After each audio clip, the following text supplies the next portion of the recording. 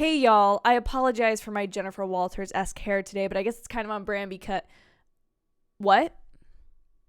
Oh, this is the High School Musical, the series, episode 5 review. Got it. Okay. Hey Wildcats.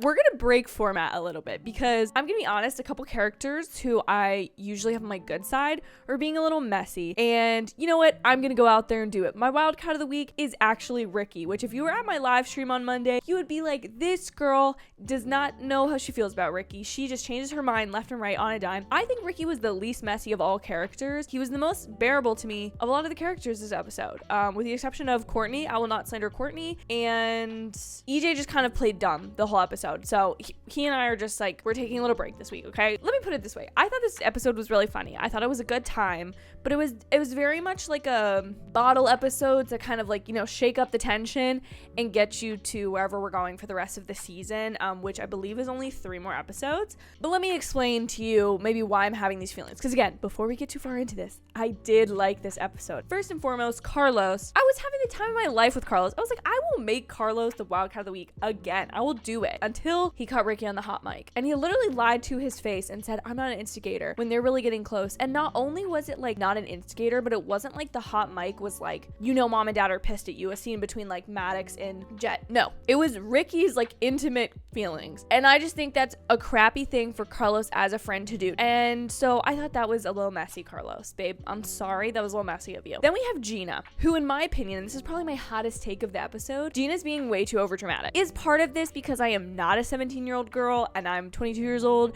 and I realize that there's probably more nuance to this situation than either EJ or Gina can really communicate? Yes, that is definitely why. Even so, I just feel like Gina is making it about her in this situation. I feel like she's not even mad at him for like potentially inviting the crew back and like bringing on drama and stuff, instead of just saying like that's not as important. She doesn't care about his feelings towards going to St. Louis. She doesn't care that he doesn't want to go do that. She's just all about like, well, I just didn't think I was gonna have a heartbreak this summer, and I just thought we were gonna hang out next year and blah blah blah. I just think it's a little selfish of her. And I also think Val was catching strays like nobody's business this episode. Val was trying to be nice to you, Gina. She was trying to relay information, and you just can't come in here to Camp Shallow Lake and say, well, I'm EJ Caswell's girlfriend now, I can do whatever I want. And I love Gina. So again, this is just some constructive criticism of things I hope she figures out by the end of the season, although I unfortunately am scared that we're gonna get a gotta go your own way next week. I'm a little bummed thinking that it could be around the corner. I am. So speaking of that, Rena fans, I would like to congratulate you on your win this episode. You guys got a really great music number. I do think they did a great job. You got your moment. You got them talking in the porch with the sad music. You have won the battle, but the Portwell fans will win the war. And I say this all in good jest. A lot of people in the comments like really are like,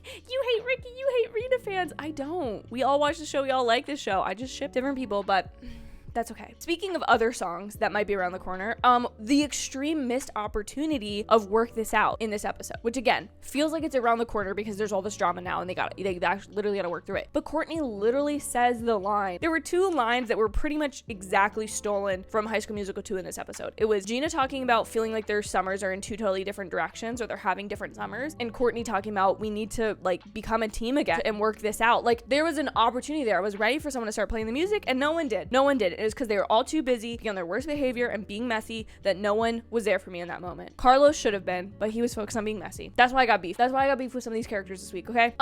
Scream moments. I feel bad not doing Bob to Tops and doing scream moments, but it's my channel. I'm allowed to break the rules. Sorry, not sorry, but I can make it happen if I want. Scream. EJ's name being Elton John. Excuse me, no. His name is not Elton John. I get that he's saying like his dad's name is Cash. I just kind of figured that was a nickname for something. Again, nothing against Elton John, but like that's the man's full name. That's his stage name. He's British. He's also Elton John, so he can do whatever he wants. And also, if EJ knows Jojo Siwa, because I kind of feel like that's the one celebrity that's supposed to be coming, who was shown in the trailer but hasn't popped up yet, was Jojo Siwa. If he personally knows Jojo Siwa, literally why? I'm sorry, this is just me complaining. I did like this episode. I did. I really liked the fake drama. I didn't like when it turned into the real drama. Mainly not because I don't mind the real drama, okay? I get that there needs to be problems and characters don't always make good, smart, the best choices, but what bothers me is most of their real issues are communication errors. So like Maddox and Jet, obviously with siblings it's a little bit deeper than just like this person at camp. And then Val and Ashlyn, like Maddox thinking that Ashlyn is in love with Val, that's just kind of her choosing to ignore the fact that Ashlyn is dating Big Red and not understanding that like two women can have disagreements about something and not be chalked up to like, oh, she likes her, that's why she doesn't like her. And specifically EJ and Gina, if they just had a conversation, if Gina was willing to listen to EJ, she'd realize this isn't something that EJ wants, and EJ wasn't leading her along. This was something he was preparing to tell her, and she's clearly hostile a little bit to this whole not getting what she wants. And so that's what bothered me. It's like an episode of a sitcom. Like there's an A plot and a B plot, and the B plot is just people miscommunicating so that the A plot, a lot of attention can be paid to it. And that's how I felt this episode. I just felt like their real problems were all communication mishaps, and if they just talked to each other, it would all be figured out. And that's it. That's all I got for you guys today. I hope you guys liked this episode. Please let me know your thoughts and opinions on this week's episode in the comments down below. Do not forget to like this video and hit the subscribe button so you don't miss next week's live stream of this episode or the review of next week's episode. Thank you guys so much for watching. I hope you have an absolutely amazing day, and I will see you in my very next video. Bye, y'all.